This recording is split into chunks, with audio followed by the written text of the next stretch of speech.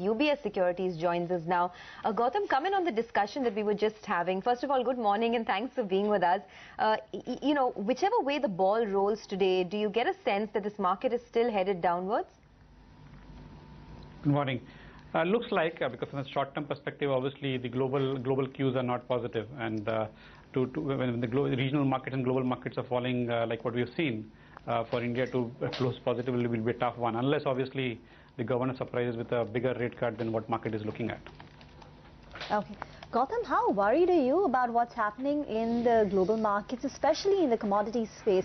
Glencore falling close to about 30%. So many commodities like copper are at a 6-year low. What's the global piece telling you? So this reflects the concerns on growth globally, in a way. And while fundamentally it's not something to get overly worried about specifically from India perspective, but yes, it does hurt the sentiment globally, both in terms of growth as well as in terms of market participants' sentiment, because a lot of the investors would be exposed to a lot of these stocks in these sectors. For now, the Nifty has sort of held on to that 7,500 level that we hit in the month of August, Gautam. Do you get a sense that that level could be taken out easily because the incremental cues have only gotten worse? Short term, anything can happen. Difficult to say that. But yes, around those levels, the market again gets back into an attractive risk-reward zone, and specifically in the context of our 8,200 Nifty target for December. So yes, that area, that zone would be definitely attractive.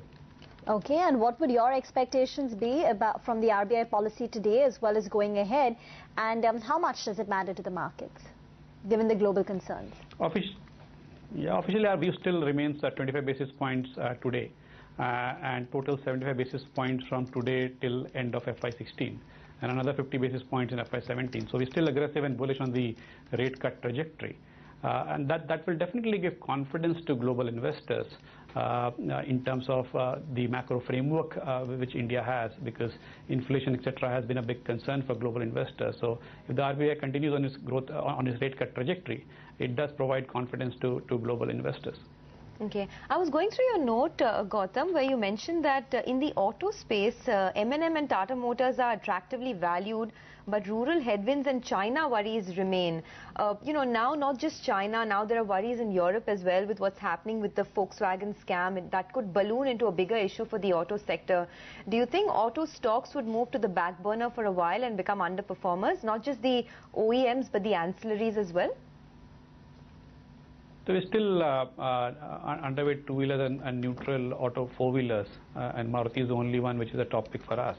But these things are very difficult to call as to how the regulatory thing moves. Will it become a big ballooning issue for Indian OEMs or auto parts?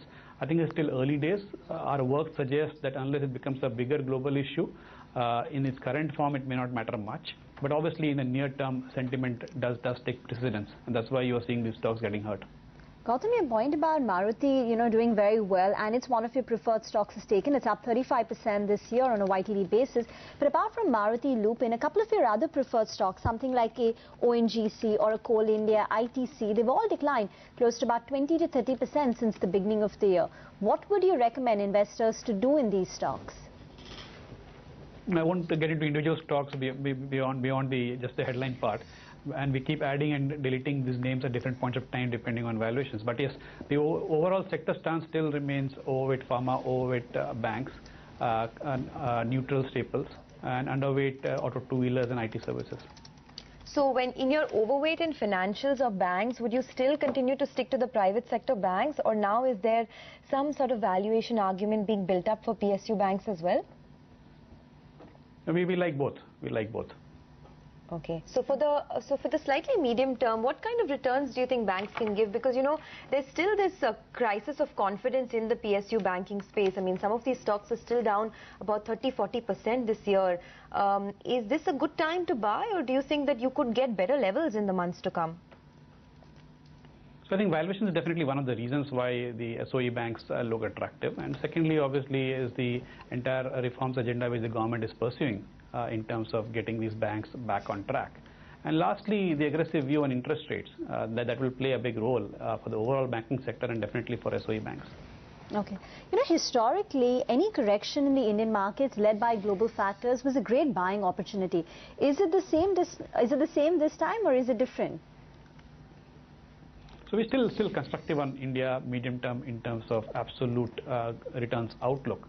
So yes, as I was mentioning in the beginning, that if it market corrects to 7,400, 7,500, then even from a near-term perspective, the risk-reward becomes attractive.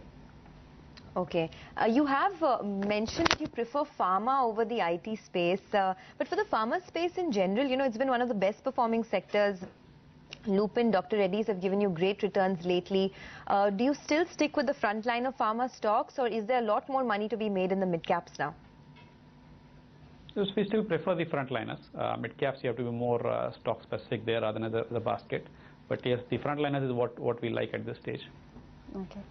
Gautam, for this year, I think you had cut your year-end Nifty target from 8,600 to 8,200. But what's your sense about the next year? What could be the kind of returns that we would get from India? So again, we do expect the cyclical recovery to play out next year in the back of the interest rate view which we have. That will be a big catalyst for earnings recovery next year. And therefore, it should kind of ape the earnings momentum, which we expect to go back to historical averages of about 12-15% sometime next year. And that's the kind of return expectations one could look at next year, assuming status quo on global and local environment. Okay, that is assuming status quo. I think that remains the operative word. But you were telling us about the fact that, you know, the Nifty will become attractive at 7,500. But what could the downside for this market be in, say, the next 3 to 6 months? Is it just a time-wise correction that we'll see, or is there a significant price-wise correction that you're expecting as well? So price-wise correction, in our view, can happen if we continue to see a meltdown in emerging markets in China, etc., which drives further selling in India, because you have to remember that investors continue to be very, very overweight India. So if you look at their overweight position on India, it's comparable to historical highs as far as India is concerned. So for them, if they keep seeing redemptions, they will be forced to sell India. And fundamentally, if you look at the downside, 75-77 is what makes the markets reasonably attractive. Again, if you look at historical numbers, etc., as to where they bottom out, etc., then that number could be more like 7,100, 7,200 levels based on historical multiples. Okay. Gautam, I remember when we had spoken to you once, you told us that the market consensus expectations for the earnings growth in FY16 and 17 are still on the higher side. Has it been priced, has it been brought down appropriately, or do you still think that there is a potential for earnings downgrade or cuts? We still believe that a lot more cuts have to happen. It's still very, very optimistic, specifically for FY16. And therefore for FY17 also, because FY16 is the base for FY17. So what would your expectation be for FY16 and 17 earnings growth, and what would consensus stand at? So top down we are expecting 8% in FY16 and 15% in FY17. Consensus would be more like 16% odd for FY16 and another 16-17% in FY17. Okay. Okay, fair enough. You know, Gautam, I mean, 1 or 2 months make such a big difference in this market. I mean, 2 months back, Coal India was one of the best performing stocks, and now it's, you know, it's sitting at a fresh 52-week low. I know that this is one of your preferred stocks in your list. You won't talk individual stocks, but what's really happening with some of these PSUs, you think? So I don't think anything fundamental has changed per se. There have been some recent concerns that given the lack of recovery in power demand, will the expected growth trajectory in coal output play out? So that's a concern emerging in the near term. But apart from that, I think it's more technical, I would argue, because we've seen selling across the board in India, and you could see investors selling out Coal India also because of redemption pressures. Okay. Gautam, let me come back to the earnings issue. If consensus expectations are still very optimistic, and if it perhaps is to come down from the current 16% to 8% that UBS is expecting, will it not put a cap on the equities upside? So that's why we still stick to that 80-100 Nifty level. That's the primary reason behind our more cautious Nifty target. It doesn't look as cautious now after the correction over the last few days. But that's what exactly we mean in terms of the risk from earnings cuts. All right, well, we leave it at that, Gautam. Thanks for joining us. And